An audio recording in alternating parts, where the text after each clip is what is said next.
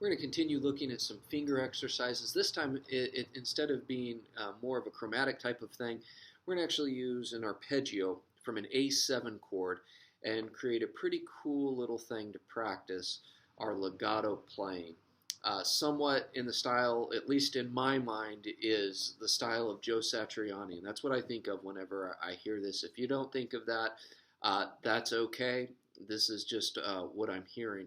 And so we're going to take an arpeggio of an A7 chord. An A7 chord arpeggio is just simply taking the notes of that chord and playing them individually rather than if I was like strumming the chord or something like that. And so arpeggio is going to look like this. I'm going to start not on the A, but I'm going to start on the G. And the reason why is because it creates a unique pattern across the fretboard that we want to do. So it's going to go G, A, C sharp, and then E. Now what I'm going to do is I'm going to make a little alteration here. I'm going to add the fourth, which is a D. So it sounds almost more of like a scale than an arpeggio, but we're still mainly looking at this for the A7 chord. So my pattern goes 3, 5, 4, 5, 7. Then I'm going to come down to the fourth string, 5, 7, drop to the third, 6, 7, 9, drop to the second string, 8, 10, and then 9, 10, 12. Okay, so that's our pattern. It looks like this. Then if I am descending on that,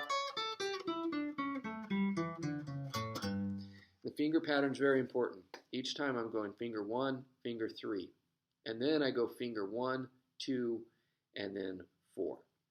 And I'm keeping that pattern both forwards and backwards. Now here's where it becomes a legato exercise. Is each time I play a note, I'm going to pull it off. So I'm going to pull off that G.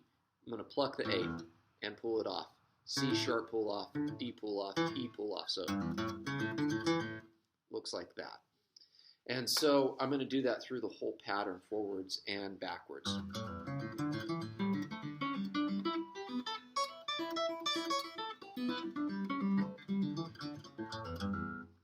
And so that's an A7 arpeggio legato exercise.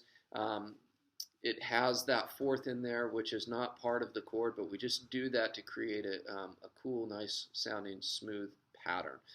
You can do this with other arpeggios. It doesn't have to be the A7 because the open strings work nicely with the A7. You can do that.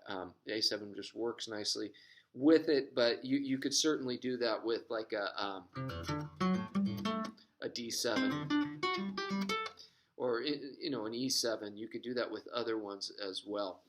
We're just doing it with that A7. I hope that is helpful for your legato playing.